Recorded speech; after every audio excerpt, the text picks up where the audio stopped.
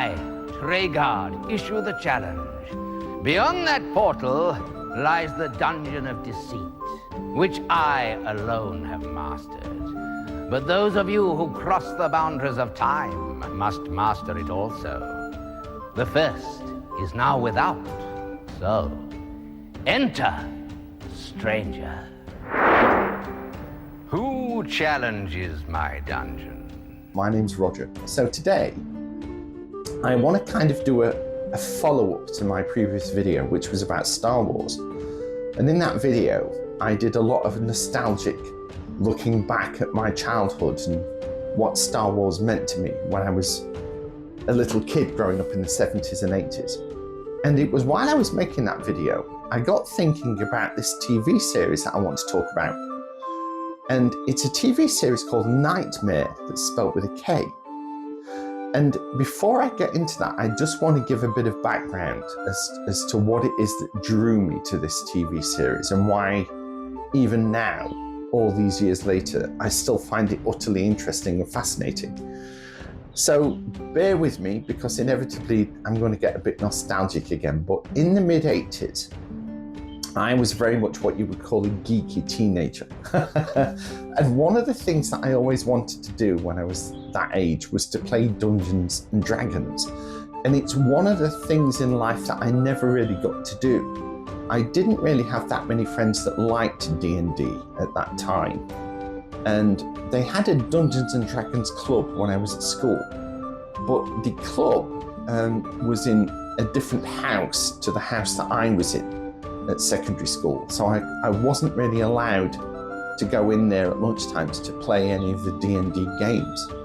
So I was always quite bitter about that. So I had to come up with other ways of doing what I would call solo dungeoneering. And I came up with two ways that I did this. One of them was a series of books called Choose Your Own Adventure books.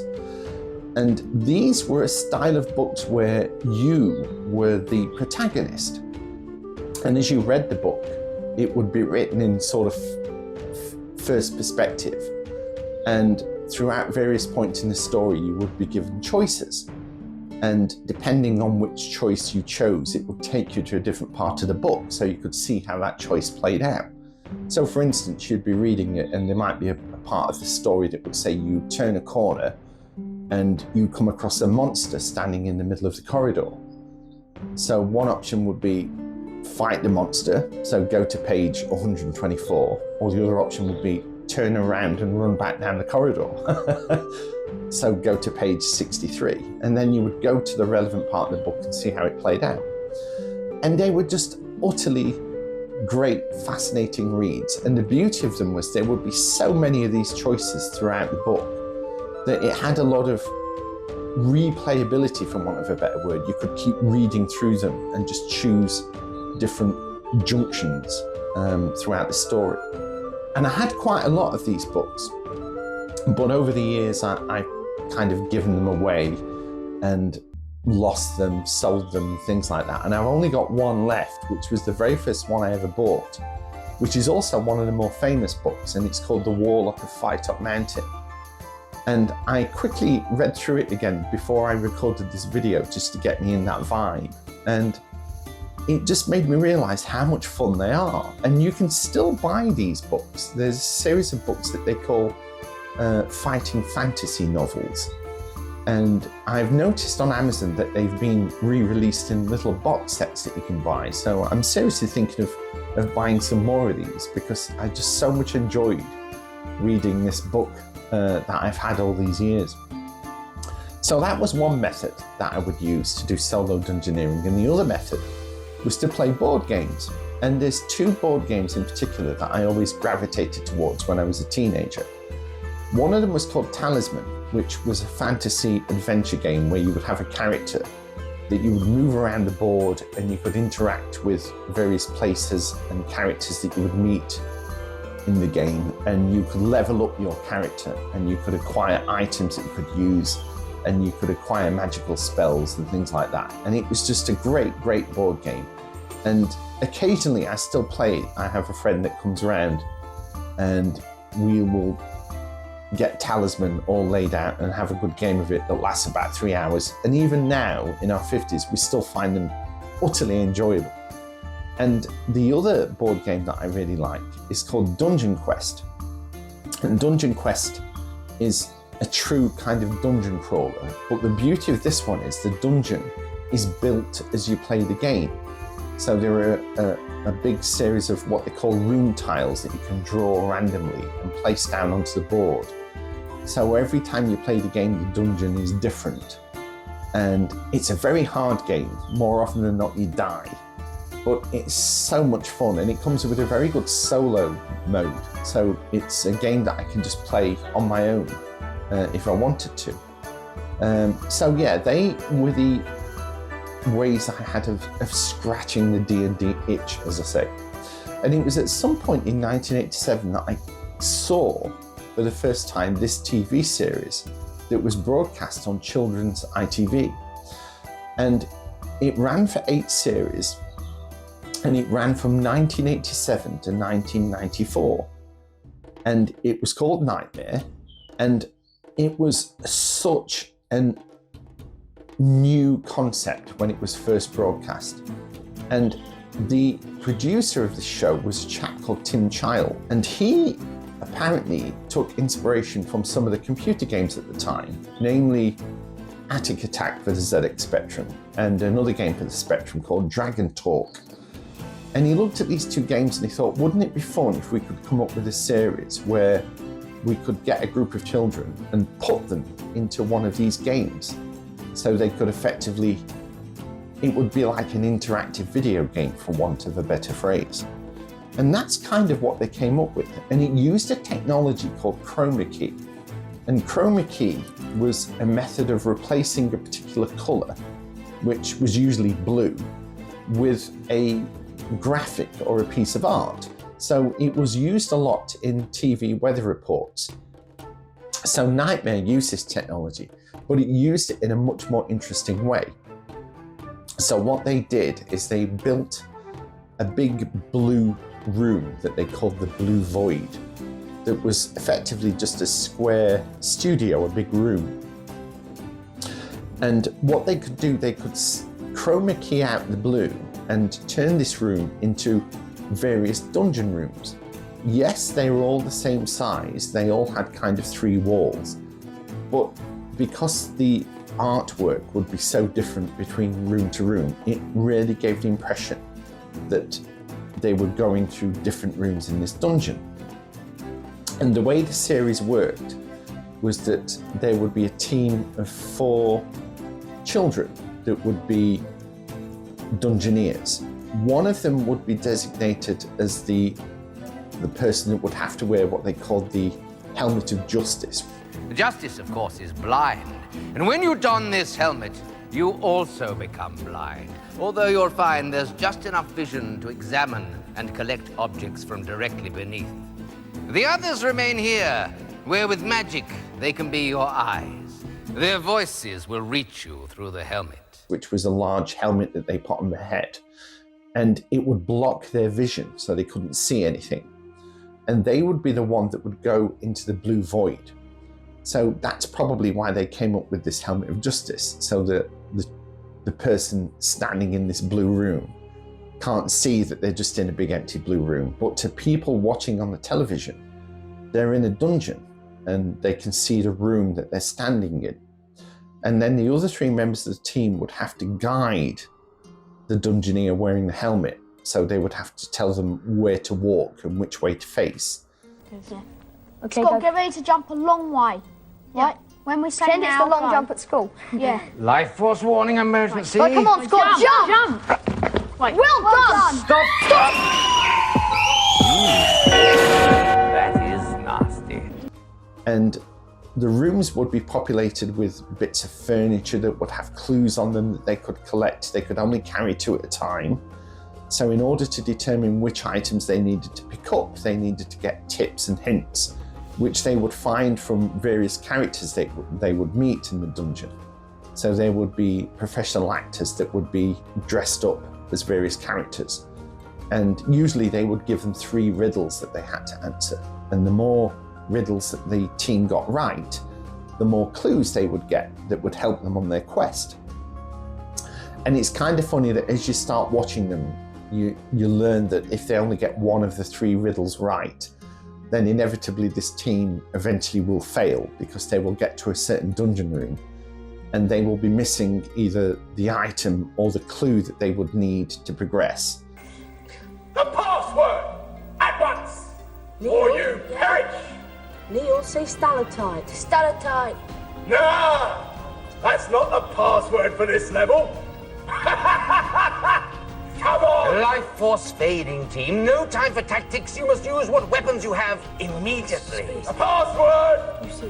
Spellcasting. S. Right, P. time, creatures! A. Prepare to perish! E. Yes, no, just shut up. Spellcasting. S. P. Are you ready? A. D. Give me the password! Password. Come on! Neil, say spade. Spade.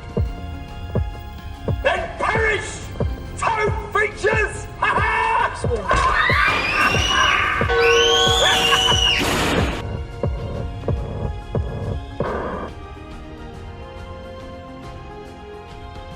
So at that point, they will run out of kind of life force, because the other thing that they had to do was collect food that they would find and put it into the knapsack that the dungeoneer was carrying.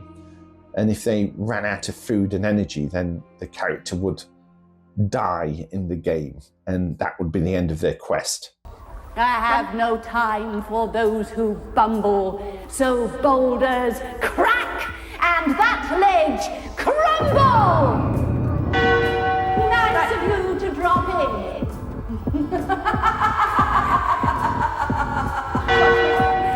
Oh dear, what a pity. Never mind. Maeve appears to have suffered a fatal fall. What a shame you didn't take the comb when it was so obviously needed. Now your adventure is over. But I'm glad to say that's not the end of Maeve. Look in your magic mirror, and you'll see that although she perished in the dungeon, she has survived in the reality you call your time. Time now for you to join her. Spellcasting. DISMISS.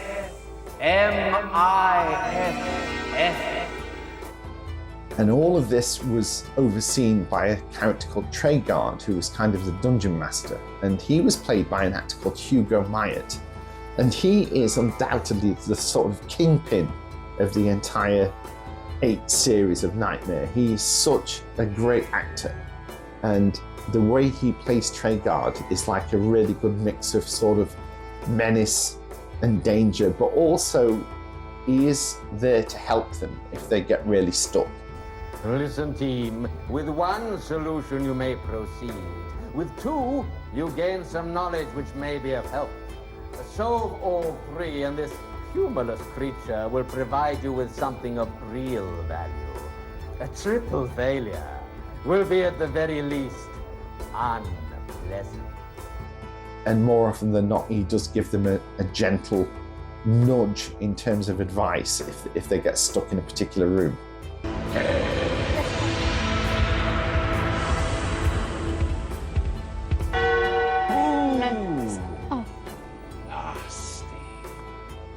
And it's just a great series. And it was while I was making my Star Wars video that I got thinking about Knightmare. And I thought, oh God, what a great program that was. And I have them all, because back at some point in the early 2000s, I thought about Knightmare, and I remember thinking, I wonder if they ever released them on DVD. And they didn't, but I found some eBay seller that had recorded them all when they were broadcast on television, and had collated them into a series of DVDs that he had in 2 DVD box sets. So they were completely illegal. But I ended up buying them because it was the only way I had at that time to revisit them. So yeah, I've got all 8 series of Knightmare, and I've watched through them again, and I found them still to be thoroughly enjoyable, with many twists and turns. And if you're interested in watching any of these, they are now all available on YouTube. so they're easily there and they're in the public domain. The quality of some of the episodes isn't quite as good as the DVD versions that I have, but they're watchable and it's better than nothing. So if you do remember this series and you want to maybe revisit it, and just do a quick search on YouTube and you'll find all of them on there and you can give them a watch. So yeah, they were very interesting, and as this series progressed, they kind of increased the production value. So rather than having hand-drawn dungeon rooms, which were beautifully done by the way, they started to use photographs of real-world locations like castle ruins and things like that. And then they began to introduce further elements, like there was a dragon that the dungeoneer could climb onto the back of, and it would fly and take them to various locations. All lovely, lovely sort of slightly cheap effects, but they had a lot of charm to them. That was what made it so brilliant. And even now, 40 odd years later, it's still an iconic TV series that has a huge following. And there's a really good website, Knightmare.com, that has a lot of information about the show on there, with a lot of background on the making of the show. And part of the website that I really enjoyed was some of the teams that took part have posted their memories of being on the show. And in some cases they have like behind the scenes photographs that they took when they took part all those years ago. And it's just a fascinating read. So I really recommend you check that website out if you're interested. So yeah, that's Knightmare. It's still holds a place in my heart as a fantastic piece of children's television, which we'll probably never see the likes of again. If ever they did anything even close to this, it would involve some sort of virtual reality, which would probably not be the same, let's face it. The fact that we had youngsters sort of working their way through a real quest. Yes, the rooms were fake, but they were picking up physical items and they were interacting with real actors. It had a lot of charm and it was lovely. And there were many deaths in Knightmare where they would get attacked by one of the characters that they would encounter. So if they didn't have the right clue item, the character would attack them and just drain them of all their life force. And there are many instances where the players would instruct their dungeoneer to step left instead of step right, so the player would inevitably fall off the edge of a cliff. Run! Wait, stop! Carry on. Stop. That's it. Stop. Now, small sidestep to your right. Stop! Nasty. Or something. And as I say, all of this was overseen by the wonderful Hugo Myatt, who would come out with lots of catchphrases like, if one of the players died, he would go, "Ooh, nasty," and things like that. And yeah, lots of great memories. Welcome, Watchers of Illusion, to the Castle of Confusion. Phase across time with us once more, for this is the age of adventure. Yeah, so that's Knightmare. I hope you enjoyed my little chat about that. And as I say, I wanted to do a video that just was kind of a follow-up to my previous Star Wars memories, and just talk a little bit about the fantasy side of my childhood as opposed to the science fiction side. So I hope you enjoyed that. If you did, give me a thumbs up, and I'll see you on the next one. Bye for now. Join us again for Knightmare. And just keep telling yourself, it's only a game, isn't it?